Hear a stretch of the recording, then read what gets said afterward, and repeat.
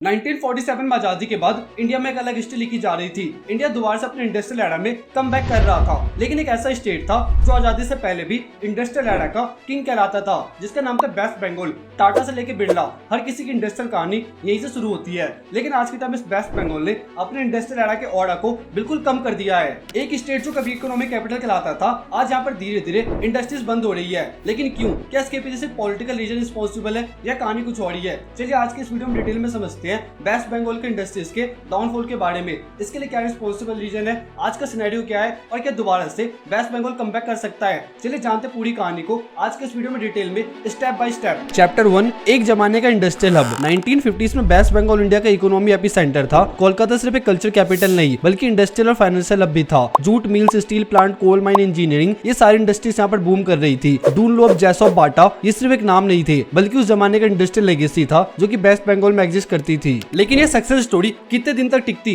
Chapter 2, the beginning of decline. Number 1, Naxalite movement and political turmoil. 1970s में वेस्ट बंगाल का economic progress ज्यादा focus नहीं रहा। इस वक्त एक बहुत ही बड़ा पॉलिटिकल क्राइसिस चल रहा था जिसे हम लोग नक्सलाइट मूवमेंट कहते हैं। नक्सलाइट एक ऐसा ग्रुप है जो कि गवर्नमेंट के खिलाफ था और अपने गोल को अचीव करने के लिए वॉलेंट तरीके से लड़ाई लड़ रहा था। ये मूवमेंट पुअर फार्मर्स और वर्कर्स के राइट्स के लिए था, लेकिन इसका असर में पूरी स्टेट की इकोनॉमी और इंडस्ट्रीज पर देखने को मिला। सरकार और इस ग्रुप के बीच में एक तरह का ओपन वॉर चल रहा था। पुलिस और आर्मी को इन ग्रुप के खिलाफ काफी एक्शन लेने पड़ रहे थे, जो कि हर जगह पे वॉयलेंस और डर का माहौल पैदा कर रहा था। जिस भी जगह ये वॉयलेंस होता था वहाँ की इंडस्ट्रीज भी इससे पूरी तरह से इफेक्ट होती थी। एक इंसिडेंट का एग्जांपल लेते हैं। बाटा कंपनी के एक सीनियर एग्जीक्यूटिव को उसकी फैक्ट्री के गेट के सामने एग्जीक्यूट कर दिया गया था। ऐसे अटैक से बिजनेस ओनर और एग्जीक्यूटिव्स के बीच में डर का माहौल पैदा होने लगा था और उनका कॉन्फिडेंस भी काफी हद तक टूट गया था। इसके अलावा वर्कर्स के राइट्स के लिए ट्रेड यूनियन और मिलिटेंट लेबर मूवमेंट भी काफी ज्यादा अग्रेसिव हो रहा था। ये सब चीजें इंडस्ट्रीज के लिए बहुत ही ज्यादा हार्मफुल रहा। अगर कोई बिजनेसमैन ये समझे कि उसके फैक्ट्री के वर्कर्स उसके खिलाफ खड़े हैं तो वो अपने बिजनेस में और पैसा लगाने का सोचता बिल्कुल भी नहीं। Number 2, Jyoti Basu's leftist policies, industry versus socialism. 1977 में वेस्ट बंगाल में एक बहुत ही बड़ा पॉलिटिकल शिफ्ट आया। लेफ्ट फ्रंट सरकार ने इलेक्शन जीता और ज्योति वासु चीफ मिनिस्टर बने। उन्होंने अपना पूरा फोकस वर्कर्स के राइट्स और उनके वेलफेयर पर डाला। उनका विजन था कि वर्कर्स को ज्यादा फायदा दिया जाए। लैंड रिफॉर्म किए गए और बिजनेस एंड इंडस्ट्रीज के ऊपर रिस्ट्रिक्शंस लगाए गए।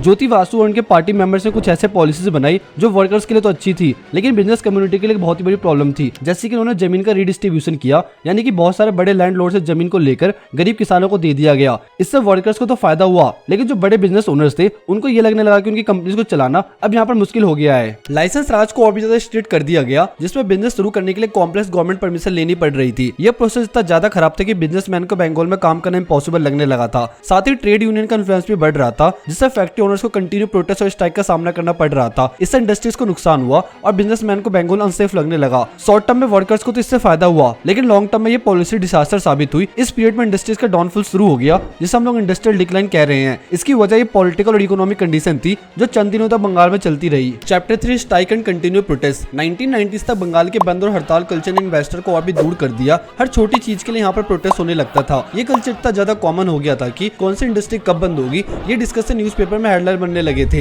एक रिपोर्ट के मुताबिक 1990 से 2000 के बीच में बंगाल में 1000+ स्ट्राइक और लॉकआउट्स हुए। और जब टाटा मोटर्स ने सिंगूर में नैनो कार की फैक्ट्री लगाने का सोचा था तो फिर से यहाँ पर प्रोटेस्ट और लैंड डिस्प्यूट होने लगे और इसका रिजल्ट ये हुआ कि टाटा ने बंगाल छोड़ा और गुजरात शिफ्ट कर गए। अगर आज टाटा का प्लांट यहाँ पर होता तो बंगाल में कहानी कुछ और ही होती। और मैंने टाटा मोटर के सिंगल लैंड केस के ऊपर पूरे डिटेल में एक वीडियो बनाया है कि किस तरह से मैनेजमेंट की गलती और प्रोटेस्ट की वजह से वेस्ट बंगाल के हाथ से एक बहुत बड़ी अपॉर्चुनिटी चली गई थी। इस वीडियो का लिंक मैं आपको नीचे डिस्क्रिप्शन में दे दूंगा। इस वीडियो के बाद जाकर के आप उस वीडियो को भी देख सकते हो डिटेल में। चैप्टर 4, द आईटी बूम जो कभी आया ही नहीं। 1990 से 2000 का दौर इंडिया के लिए एक नया इकोनॉमिक ट्रांसफॉर्मेशन का वक्त था। आईटी सेक्टर इंडिया में बहुत ही ज्यादा बूम कर रही थी और देश की इकोनॉमी नए लेवल पे ले जा रही थी। बैंगलोर, हैदराबाद, गुड़गांव जैसे सिटी नए आईटी हब बने, जहां से जॉब क्रिएट हुई और फॉरेन इन्वेस्टमेंट आने लगा और पूरे देश का इंफ्रास्ट्रक्चर इंप्रूव होने लगा। लेकिन कहीं ना कहीं इस कहानी में बंगाल इस चीज से पीछे रह गया। आखिरकार ऐसा क्यों हुआ? क्या बंगाल में टैलेंट की कमी थी? बिल्कुल नहीं। बंगाल हमेशा से हाई क्वालिटी एजुकेशन और इंटेलेक्चुअल कैपिटल के लिए जाना गया है। यहाँ आईटी खड़गपुर जैसे टॉप इंस्टीट्यूट है जो हर साल थाउजेंड्स ऑफ स्किल ग्रेजुएट निकालते हैं। लेकिन टैलेंटेड लोग जॉब के लिए कहाँ गए? उनको बंगाल में अपॉर्चुनिटी नहीं मिली। इसकी वजह से वो बैंगलोर, हैदराबाद और पुणे जैसे सिटी में शिफ्ट होने लगे। एक वक्त पर इंडिया का इकोनॉमी सुपर पावर हाउस कहलाने वाला वेस्ट बंगाल इस रेस में पीछे छूट गया। कोलकाता जो कभी इंडस्ट्रियल और बिजनेस हब था, आईटी रेवोल्यूशन का हिस्सा नहीं बन पाया। क्या यहाँ पर इंफ्रास्ट्रक्चर का प्रॉब्लम था? इंफ्रास्ट्रक्चर भी एक मेजर इशू नहीं था। सॉल्ट लेक सिटी और राजारहाट जैसे एरिया में आईटी पार्क्स भी बनाए गए थे जो इन्फोसिस और विप्रो जैसे जायंट्स के लिए बिल्कुल परफेक्ट लोकेशन था। लेकिन सिर्फ बिल्डिंग बना देने से आईटी रेवोल्यूशन नहीं आता, उसके लिए बिजनेस फ्रेंडली एनवायरनमेंट होना भी बहुत ही जरूरी होता है। बड़ी कंपनीज बंगाल में इन्वेस्ट क्यों नहीं करना चाहती? Because lack of proactive leader, trade union culture, government का passive approach, political instability stability. अगर हम एक इंसिडेंट की बात करें तो साल 2008 में इन्फोसिस ने बंगाल में अपनी ऑफिस शुरू करने का प्लान किया था।